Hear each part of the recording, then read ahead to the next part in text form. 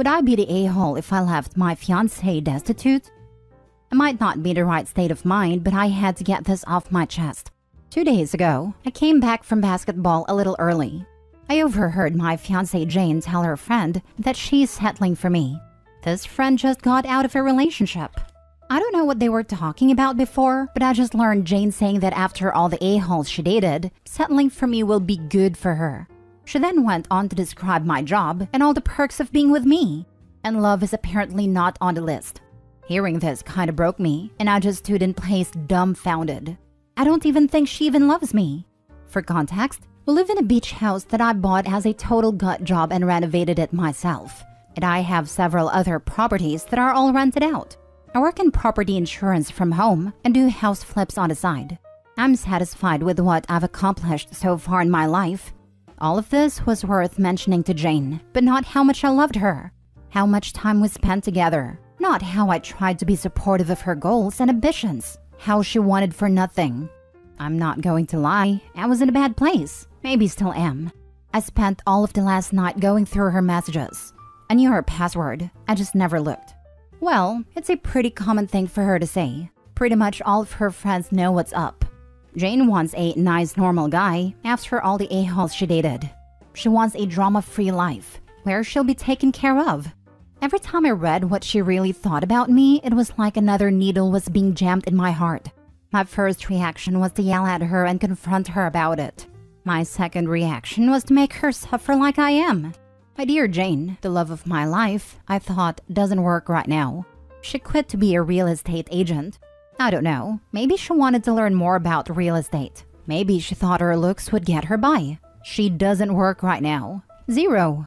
She also lives in my house. She decorated it and certainly put her touches on everything. But my name is on the title, just mine. Her car is technically mine too.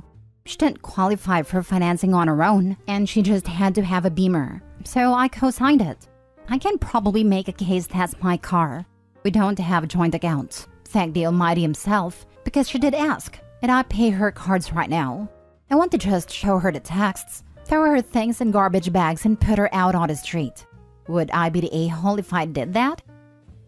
Now for the top comments before reading the update. Never accept being Mr. You'll Do until something better comes along. Not Mr. Right, just Mr. Right now. There's no worse feeling than someone settling for you. The guy sounds kind and caring too. He wants a real connection, and she wants a comfortable life. If only she had really chased love, she could have found it with this guy. But if she doesn't feel a real connection, she was going to try to leave him destitute in the future. I just hope he tells her he feels like he was settling for her, and she deserves more. Not the a-hole, you aren't leaving her destitute. Think of it as you leaving her with exactly what she brought into the relationship. You're not married, you don't have kids. You saw love, and she saw a piggy bank. She didn't quit her job to try something else. That was her excuse, so that she could get you to support her jobless butt. And if she had a shred of self-awareness, she would realize that she was the one being settled for. The level of narcissism on people like her is insane. If all you bring to a relationship is looks, which fade, and a willingness to be intimate, you're not a catch in the relationship. Exactly. Like 80% of the population out there have decent looks and a willingness to be intimate. That woman is not special in any way, shape, or form. And the willingness to be intimate will also fade, usually pretty quickly after the wedding. If all she wants is comfort and money, and she is settling for him, I'm positive the intimacy will fade almost instantly after she's got her hooks into the money. And now for the mini update. Wow, I did not expect so many responses. Thank you everyone for your advice and kind words. I will talk to Jane sometime over the weekend. I think she picked up that something was up. I didn't call her from work like I usually do, and last couple of nights I made an excuse that I was beat and went to bed pretty early. I'll try to read as many replies and provide more information. But I wanted to clarify a couple of things. Regardless of how crappy I feel, I didn't like people calling Jane nasty names. It's partly my fault. I didn't give enough detail. Before quitting, she had a decent enough job. She's not good at managing money at all, but she would buy stuff for the house or gifts for me on special occasions. I never thought of her as a gold digger. She talked to me about quitting and trying to be a real estate agent. She told me she liked the freedom of the profession, and I tried to be supportive. Secondly, I don't think I misunderstood her meaning. Maybe she didn't mean it as a negative, but the messages were crystal clear. She settled for me. Next story. Am I the a-hole for breaking up with my pregnant girlfriend because I don't want to be a father? I, 25 male, had been with my now ex, 23 female, for a little over 3 months. I always made sure we used lots of precautions when being intimate. She was on birth control, and I always used rubbers. I wanted to avoid a child. I have known for a long time that I do not want children. I find them annoying, and they would severely limit my ability to do things I enjoy. Traveling, outdoor stuff, etc. And fortunately for me, my ex didn't have her period when she was supposed to. And it turns out she's now pregnant. She came to me and told me she was pregnant. The first thing I did was suggest an abortion. We don't live in a state where it's legal, so I offered to pay for her flight and hotel and told her I'd be happy to come with her to get it done. I have a stable job and make good money, so it isn't / would it be too much of a hit for me. She works as a receptionist and doesn't make a lot, so I figured it would be better for me to pay. That's when she told me she was hoping to keep it and that she wanted me to help her raise the kid as his father. I have no intention of being a father. Beyond just my dislike of children, I'm not ready for that. I made it very clear that I didn't want the baby, but she kept insisting that I'd have a change of heart once it's born and to just try it out. After a long exchange, I told her that if she intended to keep the baby, I would not act as a father.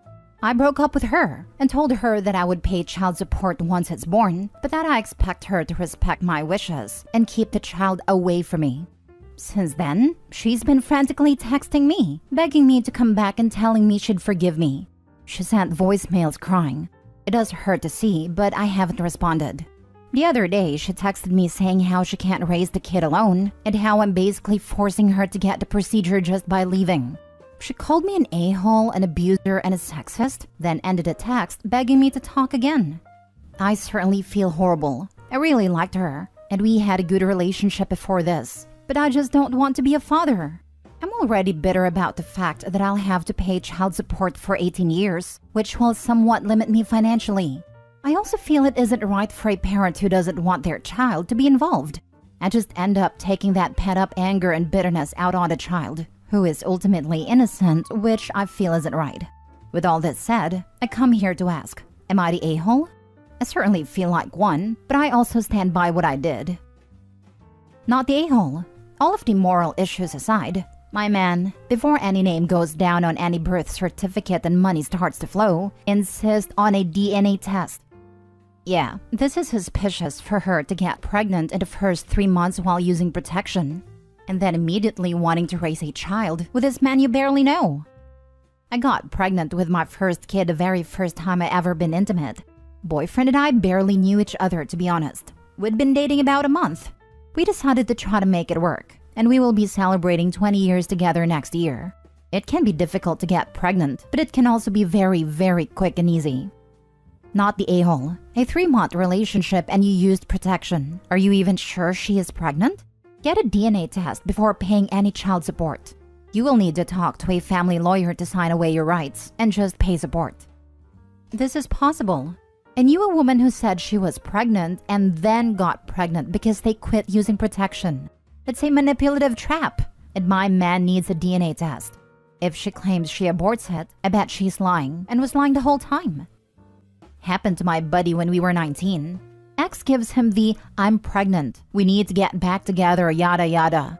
She keeps berating him that he needs to tell his parents for a week or so when she hadn't told hers. He tells his parents, and the next day, oops, I had a miscarriage. Yeah, okay. Get a vasectomy. Not the a-hole. However, it sounds like she's going to be a nightmare to deal with for the rest of your life. I was reading this thinking, why not just get a vasectomy? No one form of birth control is 100%, not even when coupled with another form. His precautions didn't go far enough. Clarifying edits. On the topic of a vasectomy, I tried. I met with a doctor last year and asked about getting one, but he refused and said every doctor he knows won't do it until you're at least 30. It's a conservative state, and while I dislike the politics, I was born and raised here, so I'm still attached to the state and have never felt the urge to leave. Someone said I should have flown elsewhere to get one, and I guess they're right. But I just didn't think about that. On the topic of birth control, I bought the condoms myself, so they were fine. Whenever we were done, I'd throw used ones in the dumpster, so I don't think she went dumpster diving. I asked her on our first date if she was taking birth control, and she said yes, and I took her for her word. Maybe foolish to just believe her, but if she was lying, she'd be the first I've met to lie about that. Most girls I've met are honest about it. I assumed she was on the pill since that's the main birth control I know, but maybe she was on something else that I'm not educated enough on. That being said, I'll follow your advice and lawyer up, plus get a paternity test. I don't know how long that will take, but whenever I get it done, I'll update here with results. Thank you for your judgments. I've been away for a bit, but I'm catching up and trying to read what I can. I'll be checking back periodically and replying to some people. All further feedback is appreciated. Last story. Am I the a-hole for suggesting calling off the wedding because she thinks the prenup isn't fair? My girlfriend, 26 female, and myself, male 24, have just found out that she's pregnant. She's adamant about not wanting to have a child out of wedlock, so we have been discussing getting married. We've been together for 3.5 years. Prior to finding out about the baby, we had only talked about marriage a little bit. I know she wants to get married badly, but I'm kind of on the otherwise of the fence. I'm not 100% against it, but definitely not eager/desperate to get married for multiple reasons. For one, my brother just recently got taken to the cleaners by his ex-wife, and he now pays her like $10K a month, in addition to losing some of his properties. And that whole situation terrifies me, and I've never really seen what a marriage provides that makes that risk worth it. To me, it's just the same thing as being together how we are currently, but giving the state permission to be in our relationship. However, now that she's pregnant, I've been more open to it, just because I know how much it means to her. So, we've started this process, and I'm slowly realizing that I may have bitten off more than I want to chew. While me and my girlfriend love each other very much and are compatible in pretty much every way, our ideas about marriage, the wedding, etc. seem to be a little different. For starters, for the wedding I was thinking we each pick some of our closest people. Maybe 10 or so each, I don't know. The number can be a little flexible. And go get married on an island/beach, stay for a week or two or something cool like that so we can have fun and enjoy it. She pretty much wants the exact opposite, like a massive wedding in a big venue.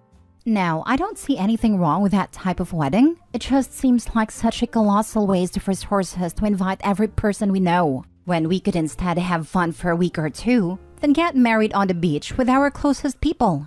It doesn't necessarily have to be the beach. I'm flexible, but I think you get the idea I'm going for versus the idea she's going for are completely two different schools of thought. She basically wants to invite every single person she knows. Like, I've looked at her list, and she's got friends she hasn't seen in years, third cousins, literally everyone. To me, if I'm gonna spend a boatload of money, we should do it for ourselves, not people we barely know. We've been talking about compromises and making slow progress on that end, but we were getting there. She knew prior to getting married I would require a prenup. I make about 4 times her salary and own a property and plan to acquire more. I had my lawyer draft up a prenup, and she has her own lawyer reviewing it. This is where we came to an impasse. Her lawyer believed a prenup wasn't fair, and we've been going back and forth making changes. I've made some concessions, but I'm kind of at a point where I don't want to make any more. While I admit the prenup is definitely ironclad, I think it's fair considering the situation. I'm taking all the risk. Why would I continue to concede on things me and my lawyer both believe are fair? So, recently we got into a minor argument over wedding stuff in general regarding the prenup/wedding, and I was just like, maybe we should just keep things how they are? Of course she flipped. We've cooled down since, and she says she still wants to make this happen, but that I need to be more open to compromise. I feel like given the situation, I've compromised more than I already should have. I talked to my brother about it, and he said I've compromised more than enough and to hold firm. And worst case, you stay girlfriend-boyfriend, which is realistically probably better anyways. Meanwhile, my sister disagrees and says I'm being a jerk for not working with her more. The way I see it, why would I risk everything I've worked for when I'm not even getting the wedding I want, nor the financial protection I want, just so I can say I'm married? There's just very few tangible benefits I'd be getting in relation to the risk. So, am I the a-hole? Now for the top comments. Her lawyer believed the prenup was unfair and we've been going back and forth making changes. I've made some concessions, but I'm kind of at a point where I don't want to make any more. While I admit the prenup is definitely ironclad, I think it's fair considering the situation. You all can sign a prenup, but if a judge agrees that it's unfair while you two are splitting up, you'll very quickly find out just how unironclad they are. Prenups get tossed out all the time. Any prenup has no bearing on child support, as the court will rule that the child is not a party to it. It's impossible to say who's the a-hole without information on the prenup and relationship dynamic. A good prenup should protect the interests of both parties. This is what's baffling me. The girlfriend didn't balk at the concept of a prenup. Her lawyer thought what was presented was not fair to the girlfriend. That's her lawyer's job. If a contract is unfair, the lawyer should advise to renegotiate. Especially since she can't contest the prenup during the divorce, any judge could decide it was bad and throw it out, like any other contract. Another issue giving me pause is OP's attitude that he's the only one that stands to lose anything. This woman can lose her life giving birth. She can lose her career caring for a baby. Women are the default parent more often than not. It's more than money. Skip the marriage and go for healthy co-parenting. Nope. I'm not having a baby by no man who isn't willing to marry me, and you shouldn't be giving that type of advice. Anything can happen to OP, and if he drops dead and they're not married, she's gonna be down on her luck. I've seen that happen to way too many women. They've been with a man years and years, and the man dies, and the woman gets screwed over by the family. And she doesn't have much ground to stand on because she's not married to him, so therefore she's not next of kin. Same thing if OP lands in coma. No, just no. I'm not having a baby to someone I'm a legal stranger to. Well, unfortunately, it seems like she's already at that point. Either she compromises on what OP wants regarding the marriage, or she aborts, or she stays unmarried. She can't force him to marry her.